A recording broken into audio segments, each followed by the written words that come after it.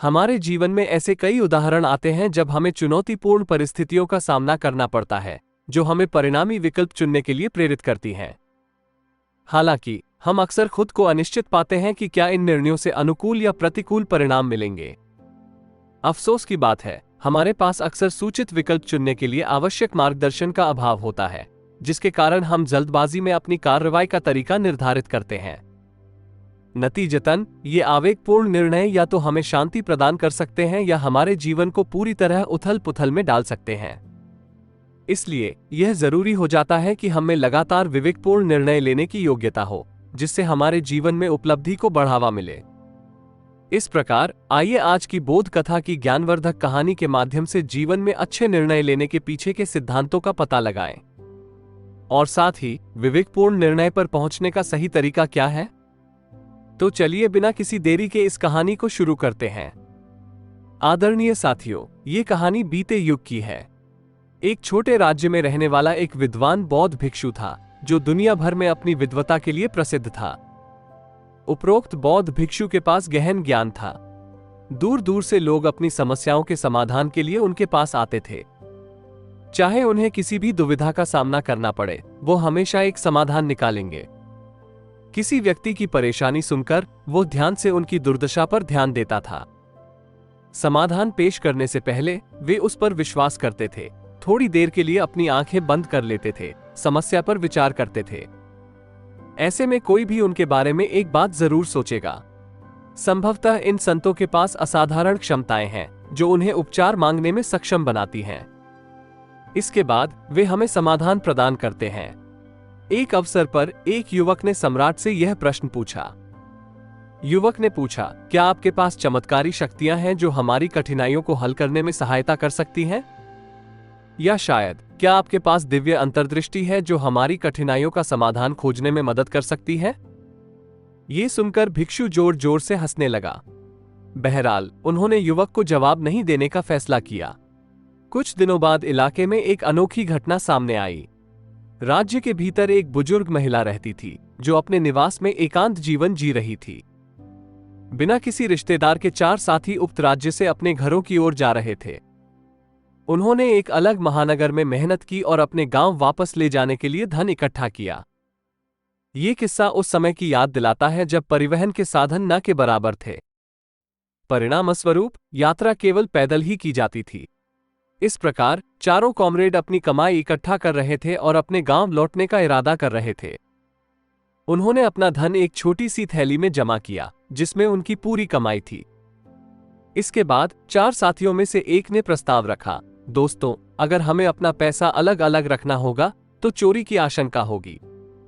हम अपनी सामूहिक सतर्कता सुनिश्चित करने और अपने पैसे की सुरक्षा के लिए अपने धन को एक ही थैले में क्यों नहीं रखते? एक बार हम अपने गांव पहुंच गए हैं, हम अपना अपना वाजिब हिस्सा वापस ले लेंगे। तीनों साथियों ने युवक की बात सुनी और तुरंत अपने पैसे उसी बैग में रख दिए, और इसलिए वे अपने गांव की ओर यात्रा पर आगे बढ़े। उन्हें यात्रा करते करते काफी समय बीत गया और रात होने ही वाली थी। कुछ ही देर में उन्हें रास्ते में एक घर दिखा, जिसमें एक बुजुर्ग महिला रहती थी। देर होने को देखते हुए चारों साथियों ने रात के लिए जगह की तलाश की। इस प्रकार उन्होंने शाम के लिए इसी आवास में रुकने की योजना तैयार की। यही कारण है कि चारों लोग आवास की ओर बढ़ते हैं। आवास का प्रवेश द्वार क्षतिग्रस्त है। इसके बाद एक बुजुर्ग महिला अपने सामने दरवाजा खोलती है और उन 4 साथियों में से एक अपने हाथ जोड़कर बुजुर्ग महिला को संबोधित करता है, मां, हम अपने गांव के रास्ते में थे। हालांकि हम स्वयं को अभी भी अपनी यात्रा पर पाते हैं और इस समय रात हो चुकी है। इसके अलावा हम इस देर के दौरान यात्रा करने में भी असमर्थ हैं। परिणामस्वरूप हम रात के लिए आपके आतिथ्य का अनुरोध करते हैं। हम कल सुबह प्रस्थान करेंगे। बुजुर्ग महिला ने बहुत देर तक सोचा और कहा, बहुत अच्छा, आप सभी लोग रात को यहीं रुक सकते हैं। मुझे कोई आपत्ति नहीं है। मैं भोजन तैयार करना शुरू करूंगा। अगर तुम चाहो तो मैं तुम्हारे लिए खाना भी बना सकता हूं। चारों व्यक्तियों ने सहमति व्यक्त की और उत्तर दिया, हां, निश्चित रूप से। इसके बाद चारों साथियों ने बुढ़िया को सोना इकट्ठा करने का काम सौंपा और कहा, मां, इस पोटली में हमारी साल भर की कमाई है। हम चारों ने अपनी सारी कमाई इस बंडल में जमा कर दी है। फिलहाल हम इसे आपको सौंपते हैं क्योंकि यह हमारी तुलना में आपके पास अधिक सुरक्षित रहेगा। हम केवल इतना अनुरोध करते हैं कि यदि हम में से कोई भी इसे पुनः प्राप्त करने के लिए व्यक्तिगत रूप से संपर्क करता है तो कृपया इसे तब तक सौंपने से बचें जब तक कि हम चारों इसे सामूहिक रूप से पुनः प्राप्त करने के लिए एकत्रित न हो जाएं। इसके बाद बुजुर्ग महिला ने उत्तर दिया, बहुत अच्छा मेरे बेटे, यदि तुम चारों एक साथ आ जाओ तो मैं ये थैला तुम्हें दे दूंगी। इसके अलावा ये सोचकर कि तुम सुबह प्रस्थान करोगे, मैं तुम्हें उस समय ये थैला दे दूंगी। चारों साथियों को राहत महसूस हुई कि उनका पैसा अब बुजुर्ग महिला के पास सुरक्षित है। वे भोजन करने और रात्रि विश्राम के लिए आगे बढ़े। अगली सुबह जागने पर उन चारों ने आगे की यात्रा के लिए अपनी तैयारी शुरू कर दी। चारों युवकों में से एक युवक शरारती स्वभाव का था। उन्होंने अपने 3 साथियों को संबोधित किया, भाइयों, इस बुजुर्ग महिला ने रात भर हमारी देखभाल की है। उसने हमें पौष्टिक भोजन, आराम करने के लिए एक आरामदायक जगह और रात के दौरान आश्रय देने के लिए एक सुखद निवास प्रदान किया। फिर भी हमने उसकी दयालुता का प्रतिदान नहीं दिया है। ये बुजुर्ग महिला इस वक्त अकेले ही खेतों में मेहनत कर रही है। इससे पहले कि हम सब प्रस्थान करें, यह जरूरी है कि हम उसे अपनी सहायता दें। शरारती युवक ने बुजुर्ग महिला से बंडल वापस पाने के लिए अपने मन में योजना बना ली थी। अन्य 3 साथियों ने उनकी बातों पर ध्यान दिया और वे सभी मिलकर बुजुर्ग महिला की मदद करने के लिए आगे बढ़े, विशेषकर कृषि कार्य में संलग्न होकर। वे सभी एक साथ कृषि कार्य में लगे हुए थे। तभी शरारती युवक ने अपने 3 साथियों को संबोधित करते हुए कहा, मित्र, मुझे बहुत तेज प्यास लग रही है। मैं उस बुजुर्ग महिला से पानी लेने जा रहा हूं। बाकी दोस्त भी थके हुए थे और निर्जलित थे। परिणामस्वरूप तीनों साथियों ने उन्हें प्रस्थान की अनुमति दे दी। एक बार जब बदमाश बुजुर्ग महिला के पास पहुंचा तो उसने उससे विनती की, मां, अब हम जा रहे हैं, कृपया हमारा कंटेनर वापस कर दें। इस पर बुजुर्ग महिला ने जवाब दिया, नहीं नहीं, जब तक आप चारों एक साथ नहीं हो जाते मैं ये डिब्बा किसी को नहीं दे सकती। आपने स्पष्ट रूप से कहा कि जब तक हम चारों एक नहीं हो जाते तब तक कोई भी व्यक्ति यह डिब्बा किसी को देने के लिए बाध्य नहीं है। एक और। इसके बाद बदमाश ने तीनों साथियों की ओर इशारा करते हुए कहा, इसे यहां लाओ। तीनों साथियों ने इस कार्रवाई को अपने मित्र से उनके लिए पानी लाने के अनुरोध के रूप में समझा। इस प्रकार उन्होंने उसे अनुमति दे दी। नतीजतन तीनों साथियों ने युवक की ओर इशारा किया और जवाब दिया, हाँ हाँ ठीक है, ले लो। बुजुर्ग महिला ने इसे ये संकेत समझा कि 4 लोग जा रहे हैं और अपना बंडल मांग रहे हैं। उसने कोट उठाया और बदमाश के हाथों में रख दिया। फिर बदमाश ने बैग छीन लिया और चला गया और अन्य 3 दोस्तों को अपने कृषि कार्यों पर फिर से जाने के लिए छोड़ दिया। कुछ समय बाद अपने कृषि कार्य से लौटने पर उन्होंने बुजुर्ग महिला से पूछा, मां, हमारा मित्र जो अपनी प्यास बुझाने के लिए यहां आया था, कहां गया? बुजुर्ग महिला ने पूछा, क्या वो अपनी प्यास बुझाने के लिए यहां आए थे? हालांकि उन्होंने घोषणा की कि हम चारों प्रस्थान कर रहे हैं, कृपया हमारा पैसों वाला बैग लौटा दें। इस बिंदु पर तीनों साथी बहुत हैरान हो गए और उन्होंने बुजुर्ग महिला को संबोधित करते हुए कहा, मां, हमने वो बैग कब मांगा था? हम केवल प्यासे थे और पानी के लिए संकेत किया था। फिर बुजुर्ग महिला ने तीनों साथियों को बताया, हालांकि वो अब बैग ले गया है। इस रहस्योद्घाटन ने तीनों साथियों को सिर पकड़कर रोने पर मजबूर कर दिया। उन्होंने विलाप करते हुए कहा, मां, हमारा सारा धन उस थैले में था जिसे वो एकांत में लेकर भाग गया है। हमने तुम्हें स्पष्ट रूप से सूचित कर दिया था कि जब तक हम चारों मिल न जाएं, तुम्हें वो बंडल किसी को नहीं सौंपना है। आपके कार्यों के पीछे का तर्क मेरी समझ से बाहर है। इस दुर्घटना की जिम्मेदारी पूरी तरह से आपके कंधों पर है। हमने आपको उपरोक्त बंडल की सुरक्षा का काम सौंपा था और फिर भी आपने लापरवाही से इसे एक ऐसे व्यक्ति को सौंप दिया जो हमारे सारे धन को चुराने के लिए आगे बढ़ा। इस तरह का व्यवहार बर्दाश्त नहीं किया जाएगा। हम इस मामले को सम्राट के ध्यान में लाने और शिकायत दर्ज करने के लिए आगे बढ़ेंगे। न्याय के लिए हमारी मांग दृढ़ रहेगी। अब निर्णय देना राजा पर निर्भर है। युवा व्यक्तियों की तिकड़ी स्थिति से क्रोधित होकर राजा को अपनी दुर्दशा से अवगत कराने के लिए शाही दरबार में जाती है। 3 युवा व्यक्तियों द्वारा की गई दलीलों पर सावधानी पूर्वक विचार करने पर सम्राट तुरंत शाही दरबार में बुजुर्ग महिला की उपस्थिति का आदेश देता है। राजा के निर्देश पर कार्रवाई करते हुए शाही सैनिक बुजुर्ग महिला को तुरंत शाही दरबार में ले जाते हैं, जहां अदालत द्वारा उसके कार्यों के लिए उसकी निंदा की जाती है। ये घोषित किया गया है कि उसे उस व्यक्ति विशेष को बैग नहीं देना चाहिए था। बुजुर्ग महिला को तब तक किसी को धनराशि देने से बचना चाहिए था जब तक कि चारों व्यक्ति बैग पर दावा करने के लिए एकत्र न हो जाएं।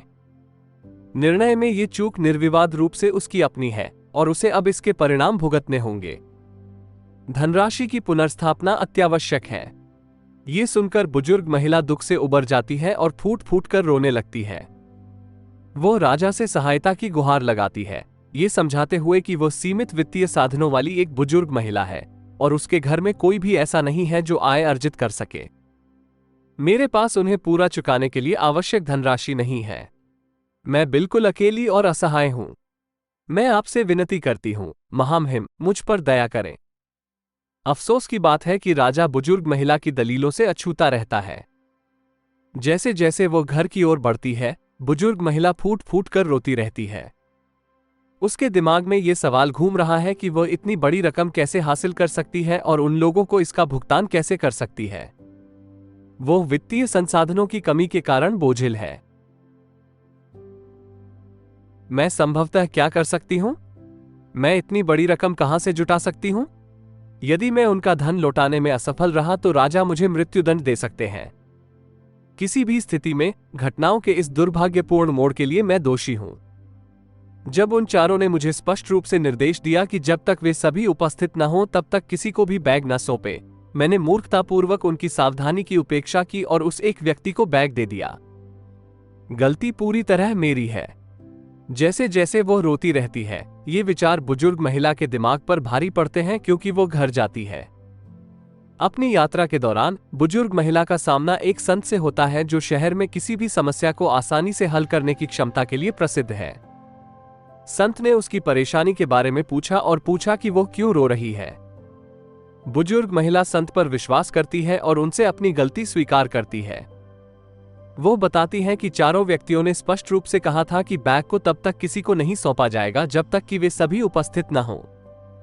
हालांकि घटनाक्रम से मुझे निराशा हुई।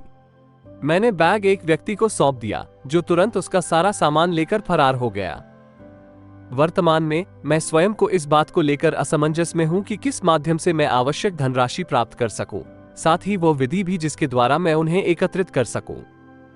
मेरे वित्तीय संसाधन अपर्याप्त हैं और सम्राट ने मुझे उसका पैसा लौटाने का आदेश दिया है। अफसोस, मैं समझ नहीं पा रही हूं कि इतनी बड़ी रकम कहां से लाऊं। इस कठिन परिस्थिति के जवाब में बसंत बुजुर्ग महिला को आश्वस्त करता है और उससे संयम बनाए रखने का आग्रह करता है, क्योंकि वह एक समाधान निकालने का वादा करता है। इन शब्दों के साथ बसंत ध्यान की मुद्रा धारण करता है और गहन चिंतन शुरू करता है। विचार में डूबा हुआ वो समाधान की तलाश में अपनी आंखें बंद कर लेता है। वे चुप्पी का माहौल बनाए रखते हैं क्योंकि वे अपनी दुविधा का समाधान खोजने का प्रयास करते हैं। इसके बाद वे वृद्ध महिला को संबोधित करते हुए निम्नलिखित संदेश देते हैं। प्रिय बेटी, सम्राट एक ऐसे निर्णय पर पहुंचे हैं जो स्पष्ट रूप से गलत है। जाहिर है, संत के शब्द बुजुर्ग महिला को चुप रहने के लिए प्रेरित करते हैं। वो इस धारणा पर विचार करती रह गई कि राजा का निर्णय त्रुटिपूर्ण हो सकता है। आखिरकार राजा को निष्पक्षता से न्याय करने और अपने निर्णयों में कभी गलती न करने के लिए जाना जाता है। तो फिर इस अवसर पर राजा का निर्णय कैसे गलत हो सकता था? संतों और बुढ़िया की बातें आसपास की भीड़ सुनती है, जो उतनी ही आश्चर्यचकित होती है। राजा का निर्णय गलत कैसे हो सकता है? राजा ने उचित निर्णय लिया है और गलती तो बुढ़िया ने ही की है। 4 व्यक्तियों में से केवल एक को धनराशि प्रदान करके वो अपने स्वयं के धन को वापस करने की जिम्मेदारी लेती है। तो फिर राजा के निर्णय में दोष कहां है? जवाब में बसंत ने बुढ़िया को सलाह दी, शाही दरबार में जाओ और राजा को सूचित करो, तुम्हारा निर्णय गलत है, हे शासक। मैं बताऊंगा कि क्या सही है और क्या गलत है। शुरू में बूढ़ी औरत झिझकती थी, उसमें शाही दरबार में जाने और राजा के फैसले को चुनौती देने का साहस नहीं था।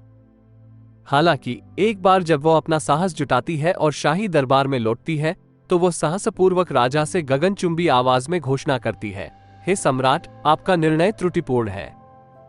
इन शब्दों के साथ वो राजा को सारी सच्चाई बता देती है। बुढ़िया की बात सुनकर राजा क्रोधित हो जाता है। वो उस बूढ़ी महिला की ओर प्रश्न करता है, उस संत की पहचान के बारे में पूछता है जिसने उसके फैसले को चुनौती देने का साहस किया। राजा ने अपना अविश्वास व्यक्त करते हुए सवाल किया कि क्या कोई सचमुच विश्वास करता है कि वो गलत निर्णय ले सकता है। उनका दावा है कि वह दैनिक आधार पर कई निर्णय लेते हैं, फिर भी किसी ने कभी भी उनके निर्णयों की शुद्धता को चुनौती नहीं दी है। यदि संत उसे सही निर्णय प्रदान करने में विफल रहता है तो राजा उसे फांसी देने के अपने इरादे की घोषणा करता है। इस उद्घोषणा की खबर पूरे शहर में फैल गई, जिससे लोग आश्चर्यचकित रह गए, क्योंकि उन्हें आश्चर्य हुआ कि भिक्षु किस प्रकार का निर्णय प्रस्तावित कर सकता है जो राजा से आगे निकल जाता है और सभी के लिए न्याय सुनिश्चित करता है। राजा ने तुरंत अपने सैनिकों को आगे बढ़ने और पवित्र व्यक्ति को शाही न्यायाधिकरण में वापस लाने का आदेश जारी किया। राजा के निर्देश के अनुसार सैनिक तुरंत संत को पकड़ने के लिए अपने मिशन पर निकल पड़े। इसके बाद वे शीघ्रता से संत के साथ शाही दरबार में पहुंचे। प्रत्येक व्यक्ति शाही दरबार में उपस्थित था और संत के फैसले का बेसब्री से इंतजार कर रहा था। राजा ने संत की ओर देखते हुए पूछा, महाराज, आपको ऐसा क्यों लगता है कि हम जिस फैसले पर पहुंचे हैं वो गलत है? इस बुजुर्ग महिला ने बंडल को एक साथ सभी 4 लोगों को बांटने का वादा किया था, तो उसने अपना वादा क्यों तोड़ा? क्यों? क्या उसने केवल एक व्यक्ति को बंडल देकर गलती की जो बाद में उनका सारा धन लेकर फरार हो गया? क्या यह उसकी गलती नहीं है? राजा प्रश्न करता है। क्या उसे उनकी धनराशि वापस नहीं करनी चाहिए? जवाब में संत ने विनम्रतापूर्वक राजा को संबोधित करते हुए कहा, महाराज, यह आपका निर्णय था, हालांकि मुझे आपको कुछ बताना है। राजा फिर कहता है, बहुत अच्छा, मुझे बताओ, तुम क्या बताना चाहते हो? भिक्षु ने विनम्रतापूर्वक राजा को उत्तर दिया, हे राजा, जैसा कि वादा किया गया था, बंडल उन 4 व्यक्तियों को एक साथ दिया जाएगा। अब हालांकि केवल 3 हैं, चौथा कहां है? इस प्रकार उन्हें यहां से जाने और अपने चौथे साथी को वापस लाने का निर्देश दे। केवल तभी उनकी संपत्ति बहाल की जाएगी। इसके अलावा यह प्रतिज्ञा की गई थी कि जब तक 4 व्यक्ति फिर से एकजुट नहीं हो जाते, उनका धन उन्हें वापस नहीं मिलेगा। राजा भी उस संत के निर्णय से पूर्णतया सहमत था। राजा ने तुरंत उन संतों के सामने सिर झुकाया, हाथ जोड़े और कहा, हे राजा, आपका निर्णय इतना सटीक कैसे हो सकता है? मैंने अंतिम पहलू पर विचार क्यों नहीं किया? मैंने इस तरह से विचार क्यों नहीं किया? इसके बाद तपस्वी ने राजा को संबोधित करते हुए कहा, हे राजा, आपको कुछ अतिरिक्त कार्य पूरे करने हैं। दिन भर आप व्यस्त रहते हैं और त्वरित निर्णय लेने के लिए बाध्य होते हैं। ये बात तो तुमने समझ ली, परंतु समझने में भूल कर दी। आपने इसे केवल सतही तौर पर देखा। आपने इसे केवल सतही तौर पर देखा। आपने इसकी गहराई में जाने का प्रयास भी नहीं किया। यदि आपने इस मामले की गंभीरता को समझा होता तो आप इसी निष्कर्ष पर पहुंचते। जब तक हम किसी मामले की गहराई से जांच नहीं करते, हम सही समाधान का पता नहीं लगा सकते। हालांकि हम में से अधिकांश लोग मामले की गंभीरता की परवाह किए बिना जल्दबाजी में अपने निर्णय लेने की इच्छा रखते हैं। हम केवल वही चाहते हैं जो उचित रूप से हमारा है। हम अपनी प्रतिष्ठा चाहते हैं। हालांकि यह निर्णय भविष्य में हमारे लिए हानिकारक साबित हो सकता है, हम इस मामले के सार पर विचार भी नहीं करते हैं। तब राजा ने उन संतों से पूछा, हे राजा, क्या आपके पास कोई दिव्य क्षमता है? क्या आपके पास कोई असाधारण शक्ति है, जैसे कि आप एक प्रश्न पूछते हैं और वो आपको उत्तर प्रदान करती है, जिससे आप सटीक उत्तर देने में सक्षम होते हैं? ये सुनकर वसंत मुस्कुराने लगा और उसने राजा से कहा, हे राजन, कई लोगों ने मुझसे ये प्रश्न पूछा है और मैंने कभी किसी को इसका उत्तर नहीं दिया। हालांकि चूंकि आप इस राज्य के शासक हैं, मैं आपके प्रश्न का उत्तर दूंगा। यहां आप में से कई लोग मानते हैं कि मेरे पास ऐसी शक्तियां हैं जिनके माध्यम से मैं संवाद कर सकता हूं, जिनके माध्यम से मैं किसी भी समस्या का समाधान ढूंढ सकता हूं। फिर भी मैं सच बोलूंगा, मेरे पास ऐसी शक्तियां नहीं हैं। मैं हर मामले पर गहराई से विचार करता हूं और जब मैं चिंतन करता हूं तो मुझे कई समाधान मिलते हैं। और यदि यह बुजुर्ग महिला इन 3 व्यक्तियों को धन लौटाती है तो वह अपनी प्रतिबद्धता का उल्लंघन करेगी और यह अन्यायपूर्ण है। इसलिए यदि आप चाहते हैं कि उनका धन वापस मिल जाए तो पहले उन्हें निर्देश दें कि वे जाएं और अपने चौथे साथी को यहां ले आएं। ये सुनकर उस न्यायाधिकरण में सभी लोग अत्यधिक प्रसन्न हुए। सभी ने संत की बहुत प्रशंसा की। हमारी संज्ञानात्मक प्रक्रियाएं उन संभावित समाधानों के चिंतन में लगी हुई हैं जो स्वयं हमारे सामने प्रस्तुत होते हैं। हम इन समाधानों में गहराई से उतरते हैं, उनकी पेचीदगियों और निहितार्थों की खोज करते हैं। जब हम ये सुनिश्चित कर लेते हैं कि किसी समस्या को हल करने के लिए कोई विशेष समाधान वास्तव में व्यवहार्य है, तो हम इस समाधान को संबंधित व्यक्ति तक पहुंचाते हैं, जिससे उन्हें अपनी समस्या का समाधान करने में मदद मिलती है।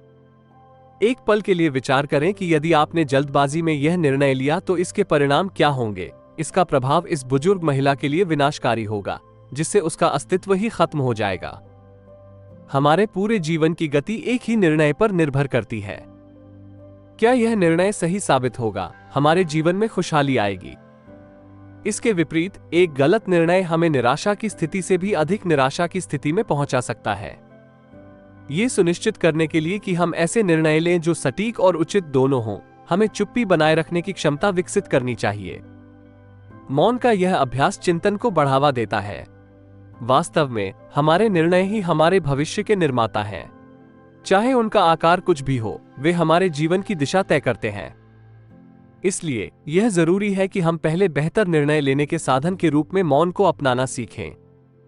ऐसा करने से हम गहन चिंतन में संलग्न होने में सक्षम होते हैं, जिससे किसी दी गई समस्या के लिए कई संभावित समाधान सामने आ सकते हैं। इन समाधानों की सावधानीपूर्वक जांच के माध्यम से हम प्रत्येक विकल्प के लाभ और कमियों का मूल्यांकन करते हुए ये समझने में सक्षम है कि कौन सी कार्रवाई सबसे उपयुक्त है। यह मूल्यांकन केवल लंबे समय तक और सावधानीपूर्वक चिंतन के माध्यम से ही प्राप्त किया जा सकता है। इस प्रक्रिया के दौरान हम प्रस्तावित समाधान की सत्यता का निर्धारण करते हैं।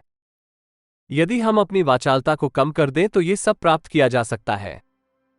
हमारी वाणी पर संयम रखने का अर्थ पूर्ण मौनता नहीं है, बल्कि इसमें आंतरिक शांति विकसित करना शामिल है। जब हम इस आंतरिक शांति को प्राप्त कर लेते हैं तो हमारा दिमाग स्पष्ट हो जाता है, जिससे हम किसी भी विषय पर चिंतन करने में सक्षम हो जाते हैं। परिणामस्वरूप जैसे जैसे हम धीरे धीरे अत्यधिक बोलने की अपनी प्रवृत्ति को कम करते हैं, हमारी सोचने और समझने की क्षमता बढ़ती है। हमारे विचार बेदाग हो जाते हैं, जिससे हमें सही और गलत निर्णयों के बीच अंतर करने के साथ साथ किसी भी स्थिति में कार्रवाई के उचित तरीके को समझने की स्पष्टता मिलती है। दुर्भाग्य से हम में से कई लोग अपनी बौद्धिक क्षमता और श्रेष्ठता स्थापित करने के लिए लगातार बात करने की प्रवृत्ति रखते हैं। हालांकि ऐसा करके हम अपने शब्दों की विश्वसनीयता को कम कर देते हैं, क्योंकि दूसरे लोग हमारी वाचालता को महज एक चाल समझते हैं। वे हमारे कथनों को गंभीरता से लेने में विफल रहते हैं, अत्यधिक भाषण को हमारा एकमात्र हथियार मानते हैं। अफसोस की बात है कि वे ये पहचानने में असफल हो जाते हैं कि यह लगातार बकबक हमें उनकी नजरों में मूर्ख बनाती है, उपहास और उपहास को आमंत्रित करती है। हमारी छोटी छोटी बातों के प्रति वितृष्णा के कारण वे हमसे दूरी बनाए रखते हैं। हालांकि जब कोई आंतरिक शांति प्राप्त करने का प्रयास करता है और धीरे धीरे शांति की स्थिति प्राप्त करता है, तो सतही बातचीत में संलग्न होने की प्रवृत्ति अपने आप कम हो जाती है। ये प्रक्रिया किसी के दिमाग में स्पष्टता को बढ़ावा देती है, जिससे स्वयं की व्यापक समझ बनती है। नतीजतन व्यक्ति उचित समय, सामग्री, तर्क और मौखिक अभिव्यक्ति की सीमा से परिचित हो जाता है। इसके अलावा निर्णयों की शुद्धता को समझने की क्षमता बढ़ती है, जिससे चतुर निर्णय लेने में सुविधा होती है। कम बोलने का कार्य आत्म जागरूकता पैदा करता है, आत्मनिरीक्षण को प्रेरित करता है और बेकार की बकवास की निरर्थकता का एहसास कराता है, जो किसी की महत्वपूर्ण ऊर्जा और उत्पादकता को कम कर देता है। वैकल्पिक रूप से इस ऊर्जा को सार्थक प्रयासों की ओर निर्देशित किया जा सकता है। जो व्यक्ति अपनी वाणी पर संयम बरतते हैं, वे अपना समय विवेकपूर्ण तरीके से आवंटित करते हैं, मुख्य रूप से सार्थक कार्यों पर ध्यान केंद्रित करते हैं। मौन के प्रति उनका झुकाव उनकी उल्लेखनीय शैक्षणिक प्रगति में योगदान देता है। उनकी स्मरणीय क्षमता अध्ययन की गई सामग्री को कुशलतापूर्वक बनाए रखने में सक्षम बनाती है। इसके विपरीत जो व्यक्ति अपने भाषण में मुखर होते हैं, 24 घंटे की पर्याप्त अवधि दिए जाने के बावजूद वे अपने मितभाषी समकक्षों के समान ही जानकारी को बनाए रखने में विफल रहते हैं, उन बच्चों के समान जिनके पास याद रखने की असाधारण क्षमता होती है। प्रतिष्ठित दार्शनिक चाणक्य इस बात पर जोर देते हैं कि जिनके पास मौखिक संचार के उचित समय, संदर्भ और सीमा को समझने की योग्यता होती है, उन्हें सफलता मिलती है। इस दावे की पुष्टि निपुण व्यक्तियों के कई ऐतिहासिक उदाहरणों से होती है जो संयम से बोलने की विशेषता प्रदर्शित करते हैं। अपने उद्देश्यों पर उनका अटूट ध्यान उन्हें अपना समय विशेष रूप से अपने लक्ष्यों की प्राप्ति के लिए समर्पित करने के लिए मजबूर करता है। इस प्रथा को अपने जीवन में अपनाना ही हमारे लिए समझदारी है। कम बोलने का मतलब बाहरी बातचीत को कम करना नहीं है, बल्कि इसके लिए आंतरिक संयम को बढ़ावा देने की आवश्यकता है। अपने भीतर शांति पैदा करने से इस अभ्यास की अभिव्यक्ति संभव हो जाती है। इस दृष्टिकोण के लगातार कार्यान्वयन से कम समय में ही स्पष्ट लाभ प्राप्त होता है। इसके विपरीत जो व्यक्ति वाचाल होते हैं वे पर्याप्त समय दिए जाने पर भी अपने मितभाषी समकक्षों की तरह प्रभावी ढंग से जानकारी बनाए रखने में असमर्थ होते हैं, जैसा कि मूक बच्चों की बेहतर स्मरण शक्ति से पता चलता है। आदरणीय चाणक्य ने यह भी कहा है कि जिन लोगों के पास अपने विचारों को कब, कहां और किस हद तक व्यक्त करना है इसका ज्ञान होता है, उनमें सफलता की अजेय क्षमता होती है। ये धारणा ऐतिहासिक साक्ष्यों से पुष्ट होती है। यह उल्लेखनीय है कि जिन व्यक्तियों ने महानता और सफलता हासिल की है, उन्होंने मौखिक संयम की प्रवृत्ति प्रदर्शित की है। उनका पूरा ध्यान अपने उद्देश्यों की ओर केंद्रित होता है और वे उन्हें प्राप्त करने के लिए अपना संपूर्ण अस्तित्व समर्पित कर देते हैं। इसलिए किसी भी व्यक्ति के लिए अपने जीवन में इस आदत को विकसित करना समझदारी होगी। ये स्पष्ट करना आवश्यक है कि कम बोलने का तात्पर्य केवल बाहरी संयम नहीं है, बल्कि वाणी का आंतरिक संयम है। आंतरिक शांति अत्यंत महत्वपूर्ण है। इस मानसिकता के लगातार अभ्यास से कम समय में ही ध्यान देने योग्य लाभ प्राप्त होंगे। प्रिय दोस्तों, आज के वीडियो से आपने क्या अंतर्दृष्टि प्राप्त की है? मुझे टिप्पणी अनुभाग में आपके योगदान का बेसब्री से इंतजार है। इसके अतिरिक्त मुझे पूरी उम्मीद है कि आपको आज का वीडियो आनंददायक लगा होगा। इसलिए कृपया इसे उन लोगों के साथ साझा करें जो इसकी सामग्री से लाभान्वित हो सकते हैं और तुरंत चैनल की सदस्यता लें। आइए हम एक भविष्य के वीडियो में फिर से शामिल हों, जो एक ताज़ा संदेश से परिपूर्ण हो। तब तक अपना अच्छे से ख्याल रखें। नमो बुद्धाय।